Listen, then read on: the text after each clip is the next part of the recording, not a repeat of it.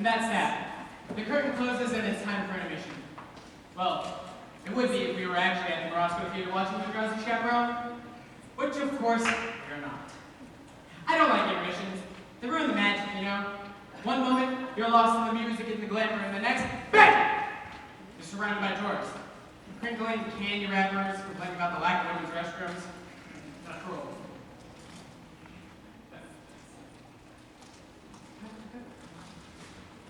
Oh, dear. Oh, I'm sorry. It's a clip bar. I have low blood sugar issues, so I have to eat small meals all day long, or else I get jittery. I know it's true, but you might prefer the alternative. Believe you me. Believe you me.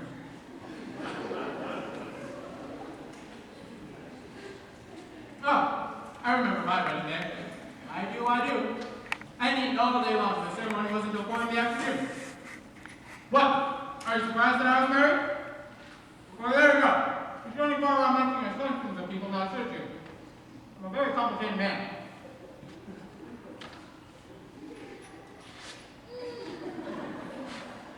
Made a mess. Act me now. Don't worry, I won't be long. I promise. Oh, in the meantime, you can start beginning your math too.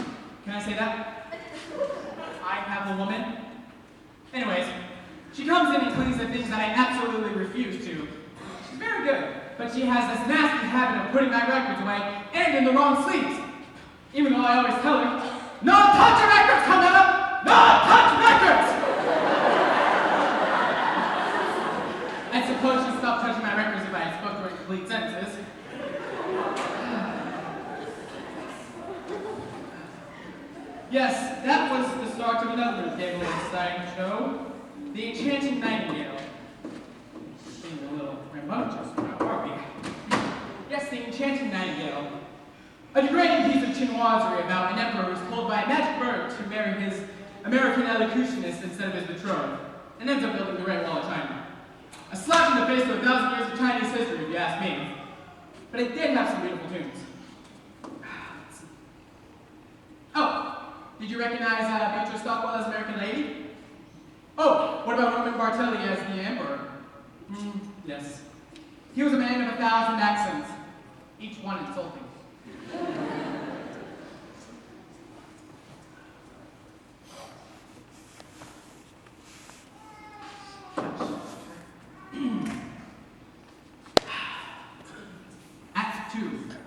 Drowsy Chaperone begins with this. A haunting lament from a very depressed bride.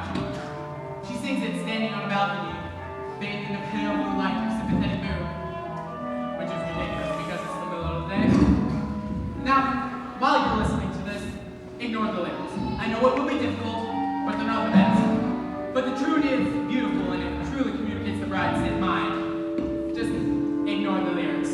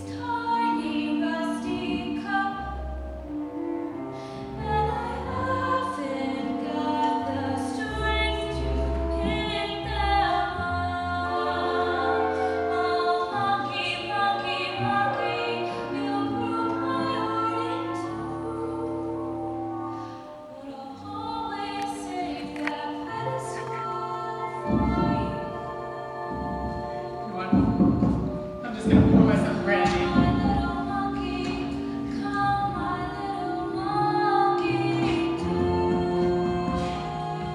The melody is so simple. It just floats in the air. And I must confess I do get a little misty-eyed when I think of that tiny jacket on the pedestal, its long sleeves dangling against the floor. Oh, monkey, monkey, monkey.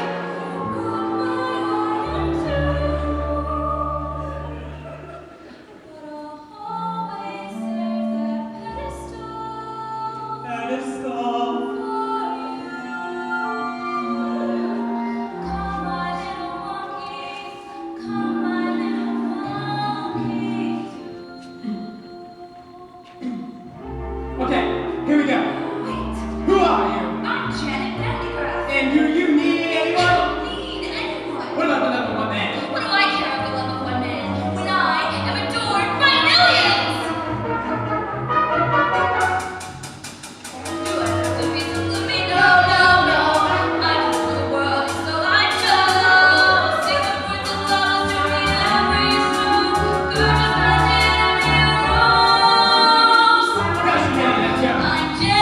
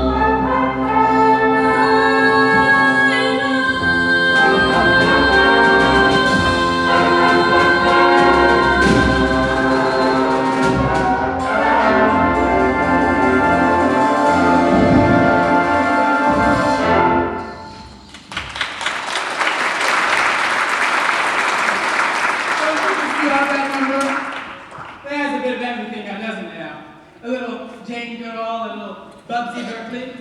And that's the thing I love about musicals. When a character's in crisis, they sing and they dance, which is a lot more interesting than just whining about it. But that's musicals in general, am I right? It takes... You see? This is what I'm talking about. You manage to be happy for 5 seconds, and then something starts banging!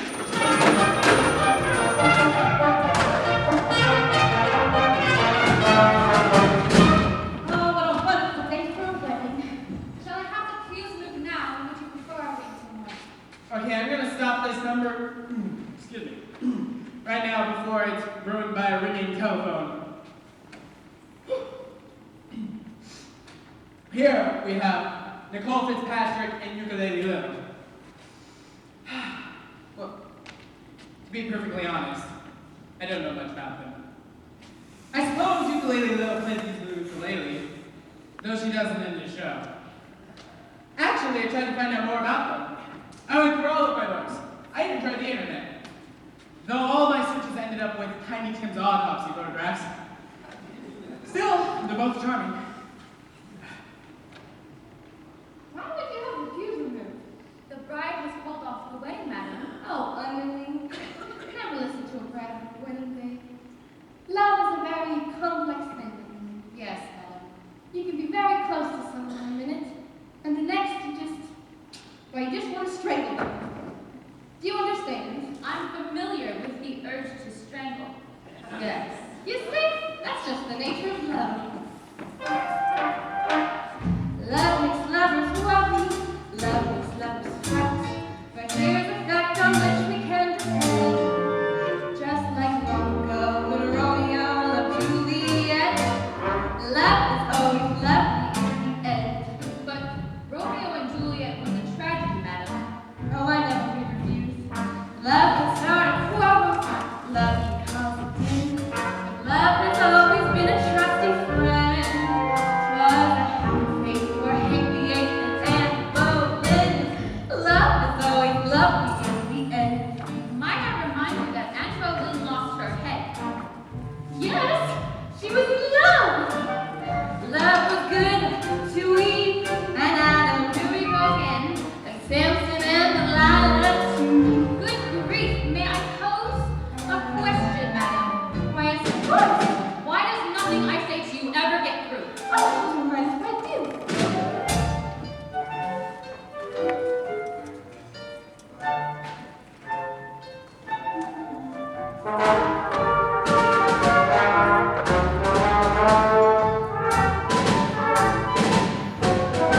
Love is always lovely in the end. Oh, I found that quite taxing now. I do need a glass of water. Love makes me stop behind you. Love drops from above. But love will never consciously offend. Those who find it here in this hotel will know true love. Love is always lovely in the end. But your late husband was a brute. I don't mean me, you silly cute. Oh, madam! Love is always lovely. Lovely, lovely, lovely. Love is always lovely in the end. Love is always lovely in the end.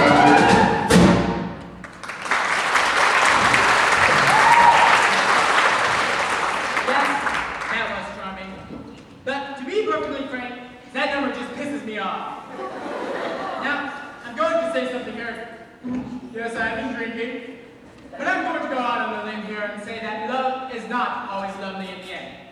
Often, in the end, there are lawyers. And another thing, and another thing. Surely it wasn't just me who noticed the awkward sexual connotation of the title. Love is always lovely in the end. I guess what I'm trying to say here is that that song is naive and irresponsibly so. Sorry, just thought it needed to be said for the benefit of the young people in the audience. I won't interrupt anymore. There's a moment coming up that I've become obsessed with recently. There you are! Oh, Chaperone, you're in such a terrible state. You certainly are. You can't go to a wedding dressed like that. Oh, you poor dear, haven't you heard the wedding's been called off? Not your wedding. Mine. That reminds me. Might I borrow your veil? You're getting married? But to who? La la la la!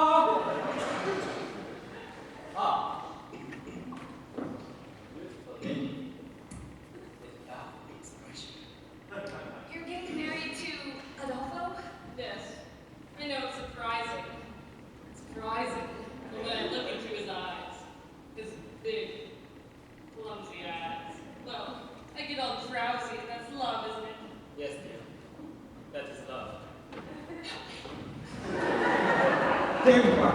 All right. I'm gonna put all my cards on the table. I got a weak heart. I can't take the pressure. I'm afraid if this goes on any longer, the old ticker's just gonna give out. So please, just tell me, is there going to be a wedding or not? Yes, Oh, thank the good Lord in heaven. Adolfo and the chaperone are getting married. What? There you are. I have wonderful news. There's going to be a wedding. We know. You know? Yes, we just heard. How did you know? Who told you? I did. What difference does it make? The pastry chefs are to be married at 7:30 in the garden this evening. What? What? Oh, yes. Congratulations to everyone. Say, what kind of cockamamie wedding is this? Everyone is getting married except for the bride and groom. There you are! I turned out looking everywhere for you! Hello, Mr. Martin. Don't be that way, Janet. Can't you find in your heart to marry me? George has gone through all this trouble and go, I do love you. More than I can say. But you kissed another woman. Yes, but I just don't understand. This is gonna sound ridiculous. When I was kissing that French girl, well, it was like I was kissing you. Oh, Robert, you were kissing me. Wait. You mean, you're Mimi? Well, that French accent was remarkably accurate. Why, thank you. I developed it when I played Monique in Hold That Baguette. There you are, before you do anything, think of this. No matter how well you play in front of Happy Life, no one ever gives standing ovation. Oh, I just don't know. I'm so confused. Oh, chaperone, please, I beg you, just this one time, give me advice that's coherent and appropriate to my situation. Should I marry Robert?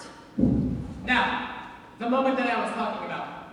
Not only the culmination of the plot, but a moment that has brought me back to this record again and again. Here it comes. Listen. Well, my advice to you is, Here it is. Listen close. well, you can. You see, you can't quite make out what she says, because someone drops the cake. I'll play it again. Well, you can. Is she saying, live while you can, or leave while you can? Well, you can. Now, it is Beatrice Stockmore, so it could just be a cynical quip. But this is a wedding after all, and that is what you're thinking when you're standing at the altar, isn't it? Live or leave. So what do? You live, right? Because you do love her in some way. It's not an exact science. An arrow just doesn't come falling down from the sky and going to the one you're supposed to be with. So one day you say, I love you. But basically phrase it as a question, but they accept it as fact. And then suddenly there she is, standing in front of you in a $3,000 dress, tears in her eyes, and her nephew made the hoop up. So now what do you say? No, I was only kidding. I was only joshing. No, you can't. You live, right? And for a couple of months, you stare at that alien form beside you in bed, and you think to yourself, who are you? Who are you? And then one day you say it out loud. And then it's trial separation and couples counseling. And all your conversations are about her eating disorder and your Zoloft addiction. And you're constantly redefining, reevaluating, and revisiting until you finally lose the deposit on your home and the whole relationship ends up on a particularly ugly note with your only copy of Gypsy spinning through the wall and smashing against the living room wall. But in a broader sense, in a larger sense, it's better to have lived than left, right? Well, you can. You have no idea how many times I've listened to that.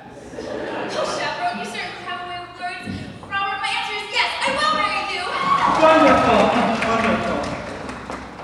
Well, Mr. Feltzig, it looks like this wedding is a done deal. Now you're in trouble. And there's nothing you can do about it. But there is. I found a little lady. Presenting Timmy the Incredible. Okay, Timmy, I should have always had to read my mind. My mind.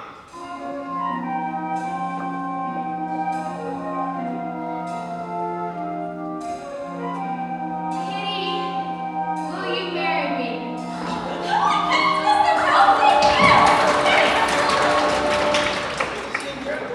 Well, what are you waiting for? You ladies will girl and your frillies will all get married in one big clump. That's how they do it in Utah. No, George, I don't know how you managed to pull it off. 4 weddings in 1 day? I guess you're everybody's best man now. I am? Of course! I am! Hip hip hooray! He's George, the best man, George. I'm honored to be doing what a best man does. He's basking in the glory of a fight well fought. Wedding bells will ring, wedding bells will chime, wedding bells will celebrate a happy wedding time.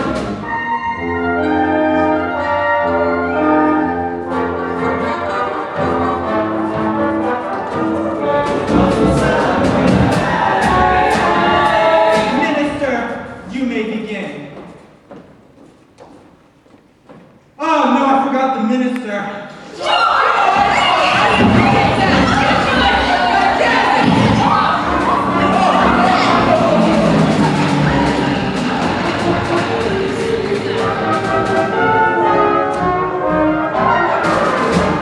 Who the hell are you?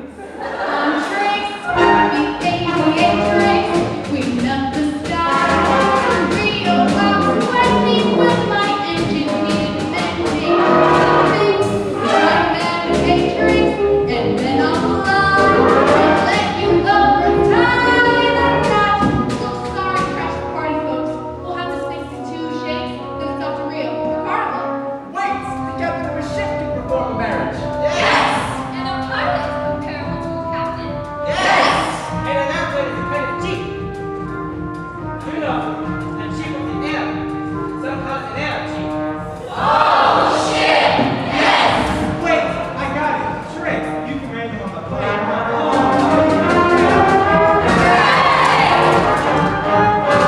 A bride and groom in a chaperone may bring a tear to the eye, but what a thrill when lovers true. I do in the sky. When vows say, the beat of the hillside. But I do in the sky. Do you?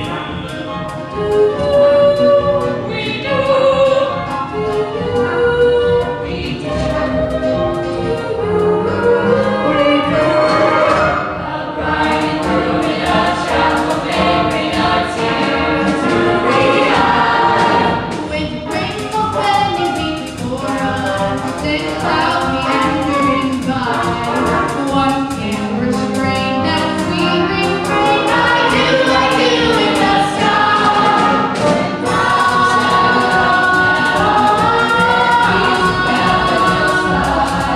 But heartbeats rush when sweethearts gush. I do in the sky. I do in the sky. Look! What the heck? Did you see it? Could it be? Yes, it's real. Oh, hurry up, Drake. We have some money to do. Oh, yeah.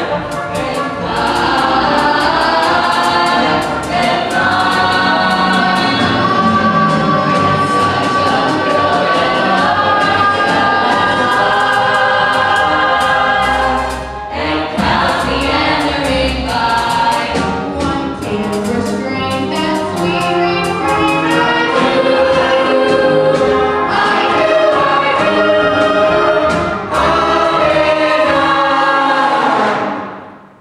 Oh no! Oh, I can't believe it! Oh, okay. This happens occasionally. It's a horribly old building with terrible wiring. What? Okay. Just don't talk to anyone.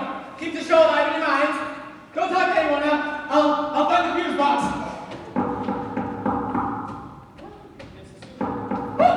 Oh God! Hello? Yes. Well, we turned the power off. We're replacing a breaker panel in the basement. Yes.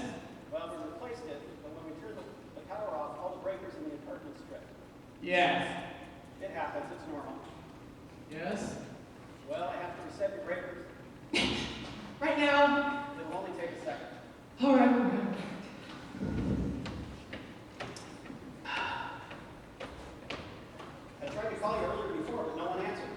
Yeah, I've been having a problem with the phone.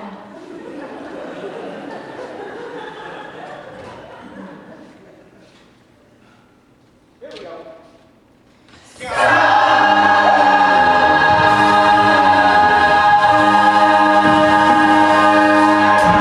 What was that? Oh, well, it was a record. What kind of music was that? Oh, music. It was a show, you know, a musical. You like musicals? I love musicals. The wife and I go to them all the time. It's amazing what they can do on stage these days. Have you seen Miss Saigon? They landed a helicopter on stage in that one. Huh. I've seen them all. Cats, Les Mis, Saturday Night Fever. I like the movie better. Oh, really? Well, goodbye.